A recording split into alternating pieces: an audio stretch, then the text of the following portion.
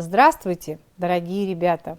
Мы начинаем наш урок, и тема сегодняшнего занятия – структура биосферы и функции ее живого вещества. Учение Вернадского о биосфере.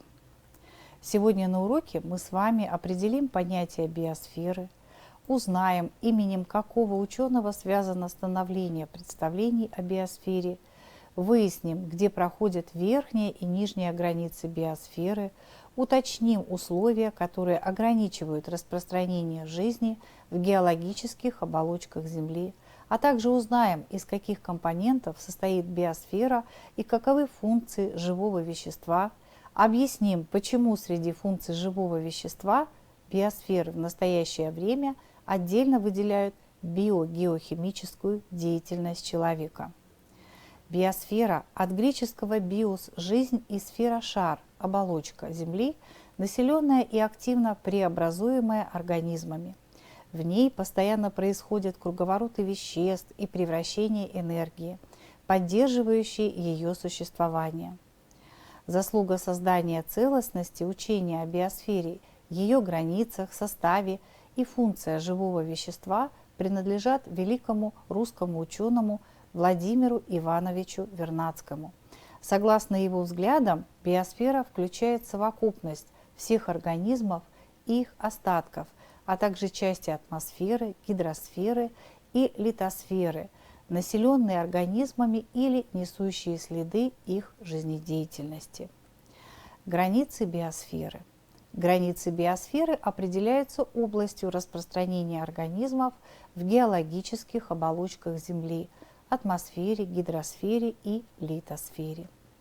Верхняя граница биосферы проходит в атмосфере, в среднем на высоте 25-27 километров и определяется нарастанием с высотой ультрафиолетовой солнечной радиации. Отдельные споры бактерий и грибов обнаружены на высоте до 40 километров. Верхней границей биосферы является озоновый слой. На высоте 20-30 километров от поверхности Земли живой газ создает уникальную защиту. Озон необходим для жизни на Земле, поскольку поддерживает температурный режим на планете и выполняет роль фильтра в атмосфере. Нижняя граница биосферы проходит в литосфере на глубине 4 километра и определяется нарастающей температурой горных пород и подземных вод на глубине 3 километра, температура Земли около 100 градусов. В гидросфере жизнь проникает на всю глубину Мирового океана до 11 километров, поскольку температура воды на дне океанических впадин около 0 градусов. В атмосфере населен организмами в основном ее нижний слой – тропосфера. Здесь встречаются различные обитатели Земли, живущие на поверхности почвы и поднимающиеся над ней. Предлагаем вам интересное видео о том, как организован муравейник в тропосфере.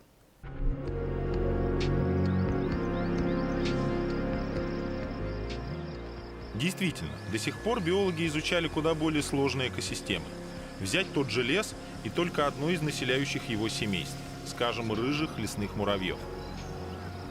На то, чтобы разобраться в их взаимоотношениях друг с другом и с окружающим миром, у человека может уйти целая жизнь, и все равно останутся вопросы. Фактически муравейник как айсберг. У него имеется значительная подземная часть из почвы и купол, сложенный из растительных остатков. Это стандартная муравьиная высотка типовой конструкции. Примерно 50 этажей вверх и столько же вниз под землю. На верхних этажах солярий. В хорошую погоду сюда за дозы ультрафиолета приносит личинок. В подземелье хлебный амбар. В нем одни виды муравьев хранят злаковые, у других здесь мясные склады. Рядом с жилищем скотный двор, где муравьи держат тлей. Дело в том, что тля сосет древесный сок, в котором много углеводов, но мало необходимых для построения тела аминокислот. Лишние углеводы она выделяет в виде сладкой высококалорийной жидкости под названием падь. Для взрослых муравьев это зачастую главная пища. Чтобы получить падь, они доят тлей. Доят – это фактически муравей, прежде чем получить каплю пади, которую тля выделяет с конца брюшка, он должен ее как бы пощекотать, обработать. И антеннами они начинают их щекотать, стимулируя к выделению капли. Выделяемую каплю они собирают в зоб и переносят в гнездо. Делают это муравьи-пастухи. Дома они передают падь под контроль охранников. А еще у этих насекомых есть няньки, уборщики, строители, фуражиры, разведчики. Глядя, как устроена жизнь муравьев, поражаешься. Удивляет и то, что они предпочитают не воевать, а заключать союзы. Обычно на границе территорий двух соседних гнезд существует так называемая нейтральная зона. Там муравьи не взаимодействуют агрессивно друг с другом, они как бы друг за дружкой наблюдают. В условиях очень высокой плотности на этом месте строится так называемое временное гнездо без подземной части, так называемая станция, куда начинают приходить рабочие из обоих гнезд. Собственно, на этой станции они знакомятся. Через эту станцию они устанавливают общую дорогу. Если все нормально, они начинают обмениваться населением, и тем самым устанавливается контакт, то есть возникает некое подобие уже неродственной колонии. Причем в нее могут входить муравьи разных видов. Когда таких связей становится много и количество дружественных гнезд исчисляется десятками, поселение уже можно назвать федерацией.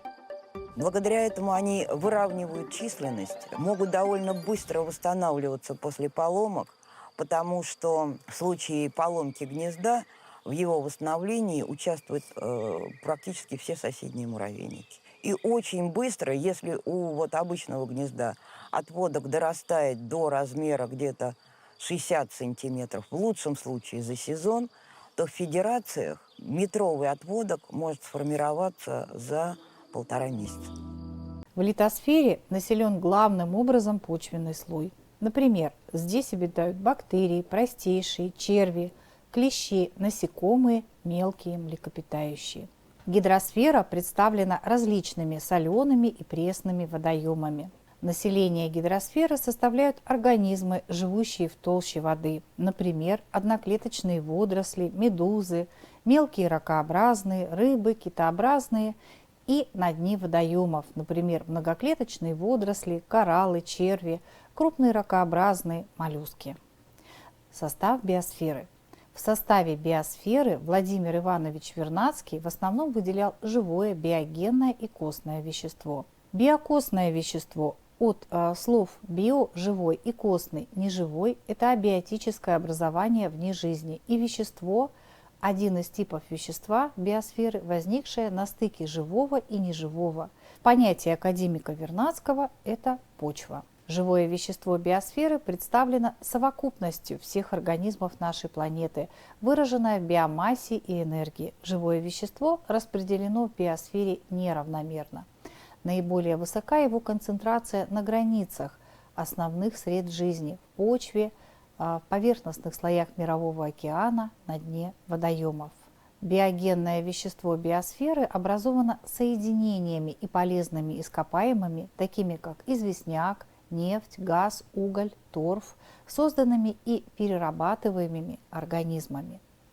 Костное вещество биосферы представлено горными породами вулканического происхождения и минералами, возникшими в результате геологических процессов без участия организмов. Живое вещество биосферы и его функции. Биомасса всех организмов нашей планеты составляет 24 миллиарда тонн сухого вещества, которое содержит запас 30 в десятой степени джоулей энергии. Причем 90% от этого количества составляют наземные растения и животные, обладающие значительно большей биомассой, чем все обитатели воды. Живое вещество в биосфере выполняет ряд геохимических функций, среди которых важнейшими являются газовая, концентрационная и окислительно-восстановительная. Газовая функция живого вещества состоит в том, что, потребляя и выделяя газообразные вещества, организмы поддерживают постоянство газового состава атмосферы.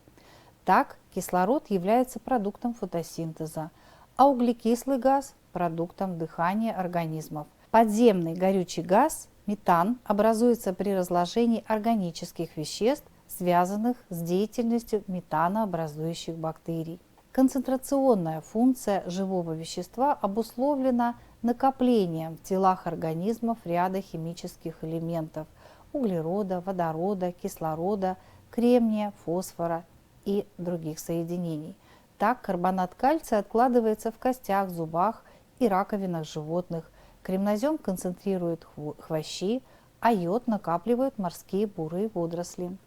Окислительно-восстановительная функция живого вещества заключается в окислении и восстановлении в процессе жизнедеятельности организмов ряда химических соединений.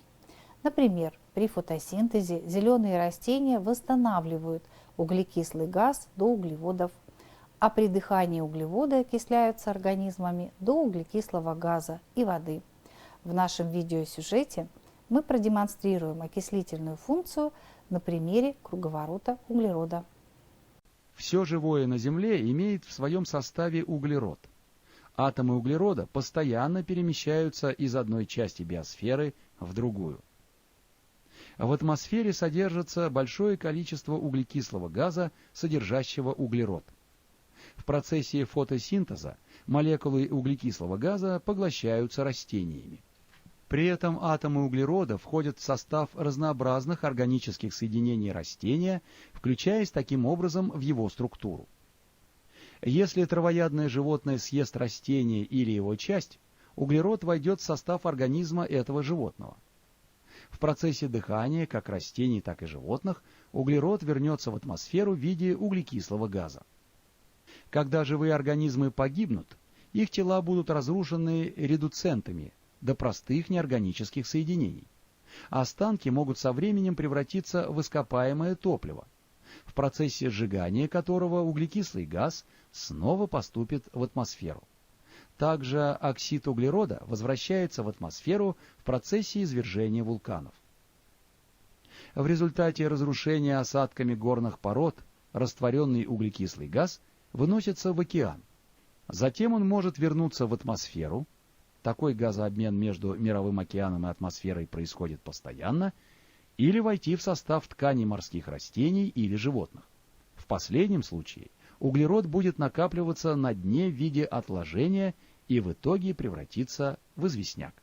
В настоящее время ученые уделяют особое внимание изучению круговорота углерода в связи с актуальной проблемой парникового эффекта. Среди функций живого вещества в биосфере Вернадский выделил самостоятельную функцию биохимическую деятельность человека. Она проявляется в использовании человеком для нужд промышленности, транспорта, сельского хозяйства, всевозрастающего количества костного, биогенного и живого веществ нашей планеты. Влияние человека на биосферу в современную эпоху достигает планетарного масштаба. Бездонное голубое небо, зеленые леса и поля, пение птиц. Кажется, так было, есть и будет. Однако облик Земли не раз менялся. Виной тому падение астероидов, извержение вулканов и даже действия населяющих океан микробов. Последствия катастроф порой были столь чудовищными, что почти все живое на планете погибало. Только за последние 400 миллионов лет зафиксировано 5 великих вымираний. И все же у биосферы всегда находились внутренние резервы для воскрешения. Насколько они велики? Сможет ли жизнь противостоять новой катастрофе? И какова будет цена?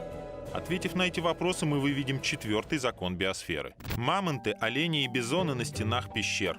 Искусство первобытных людей каменного века.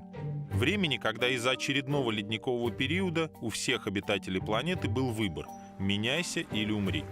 Холод заставил эволюционировать и человека, сподвиг его шить одежду, обустраивать жилище, охотиться и добывать огонь. Но, как оказалось, для выживания не всем нужно прикладывать огромные усилия. Некоторым достаточно было просто затаиться. Обычный с виду кусок льда. Однако его возраст 3 миллиона лет. И примерно столько же бактериям, которые запечатаны внутри него. Попали они сюда задолго до того, как появился первый человек на Земле. Если посмотреть в микроскоп, они не думают стареть и умирать. Получается, я держу в руках самых древних долгожителей нашей планеты – криобактерий. Сегодня они живут здесь, в гигантском холодильнике в подвале МГУ, но обнаружили их в Якутии, в вечной мерзлоте. совсем недавно, а до тех пор о существовании криобактерий ничего не знали. То эти бактерии, они в первую очередь это жертвы обстоятельств, так сказать. То есть когда-то климат изменился, когда-то он похолодал, и они там оказались. То есть раньше они не были никакими криобактериями, были обычными. Почему же природа спрятала их? Быть может, посчитала, что это лишние организмы? Ученые уверены, это не так. Просто час, когда криобактерии проявят себя, еще не пробил. По одной из версий, они вообще часть грандиозного плана по спасению биосферы. Но о какой опасности идет речь? Сегодня трудно найти эколога, не согласного с тем, что главной угрозой для планеты стал человек. Произошло это в тот момент, когда мы перестали подстраиваться под биосферу и начали изменять ее под свои нужды. Первый результат – исчезновение тех самых мамонтов. По одной из версий, их истребили первобытные охотники. Меня часто спрашивают, какие сейчас основные факторы воздействия, какие формообразующие эволюционные факторы. Ну, с улыбкой или с грустью можно сказать, что это антропогенное воздействие. Это мы с вами. Еще чуть-чуть, и людей на планете будет 8 миллиардов. Нагрузка на Землю огромная. Удовлетворить все наши запросы безболезненно для себя одна планета уже не может. По подсчетам ученых, нам нужно 2 таких. А скоро и вовсе понадобится 4. И скептики могут сказать, ну, что нам от этих расчетов, мы же до сих пор живы.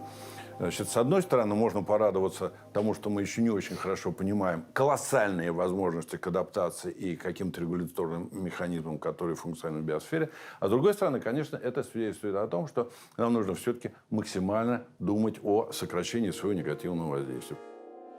Биогеохимические циклы круговорота веществ и потоки энергии, связанные с сельскохозяйственной деятельностью человека, более чем в 2 раза превышают естественные процессы. Промышленностью созданы новые химические соединения, которые не вовлекаются в круговорот веществ, а накапливаются и загрязняют атмосферу, литосферу и гидросферу. Таким образом, живое вещество биосферы является самым активным ее компонентом, активно воздействующим и преобразующим облик Земли. На современном этапе развития биосферы главной силой, определяющей ее дальнейшее существование и развитие, стало человечество. А сейчас хотелось бы разобрать вместе с вами интересные факты о биосфере. Итак, за всю историю биосферы существовало около 500 миллионов видов живых организмов. Теперь их около 2 миллионов. Остальные вымерли, например, динозавры, обитавшие почти 70 миллионов лет назад. Самая высокая в мире трава – бамбук. В тропиках за 2 месяца она вырастает до 30 метров, а за сутки иногда на целый метр. Цветет бамбук 1 раз в несколько десятилетий. Цветение – предвестник гибели, после него погибает вся роща, связанная корневищами в один организм. Самое высокое дерево в мире – эвкалипт. На его родине, в Австралии, было обнаружено дерево высотой 180 метров. Теперь таких великанов нет. Их уничтожили. Обычно высота этого вида эвкалипта до 155 метров. Самые низкие деревья нашей планеты – это карликовые ивы, растущие в тундре. Их высота не более 5 сантиметров. Самая крупная рыба в мире – китовая акула. Отдельные экземпляры достигают длины 23 метра, а масса их до 20 тонн. Нет им равных на суше. Только вымершие динозавры были крупнее. Питается акула этого вида мелкими рачками, небольшой рыбой и кальмарами. Для человека она абсолютно не опасна. Самые маленькие из акул – карликовые, длиной до 25 сантиметров. Ночью тело акулы светится, поэтому ее можно заметить на расстоянии до 15 метров. Живут карликовые акулы в теплых водах Индийского и Тихого океанов. Самая большая лягушка – голиаф, живет в Западной Африке. Длина ее тела до 30 сантиметров, а масса около 3,5 килограмм. Самая тяжеловесная летающая птица в мире – это дрофа. Ее масса достигает 21 килограмм при длине тела 103 сантиметра. А вот самую большую скорость среди птиц развивает сокол. Во время охоты скорость его движения достигает 300 км в час. Среди млекопитающих рекордсмен гепард развивает скорость свыше 100 км в час. Уникальным местом на территории Кыргызстана является Сарычелегский государственный биосферный заповедник. Он расположен в Аксыйском районе Джалалабадской области. Был организован в 1960 году на основании резолюции Генеральной Ассамблеи ЮНЕСКО. В 1962 году Сарычелегский государственный заповедник включили в список биосферных заповедников мира. Его организовали для сохранения и восстановления орехоплодовых лесов и высокогорных ландшафтов Кыргызстана. Предлагаем вам посмотреть интересный видеосюжет об этом удивительном заповеднике.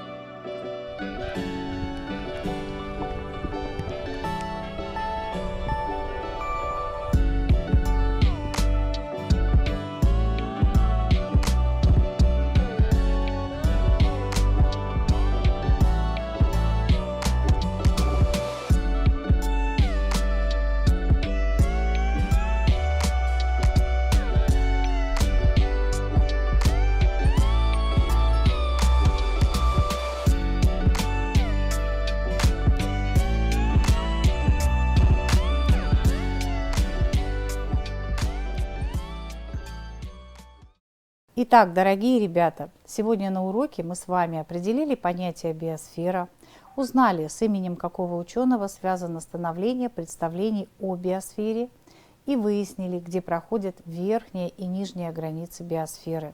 Уточнили условия, которые ограничивают распространение жизни в геологических оболочках Земли, и узнали, из каких компонентов состоит биосфера и каковы функции живого вещества биосферы. Объяснили, почему среди функций живого вещества биосферы в настоящее время отдельно выделяют биогеохимическую деятельность человека.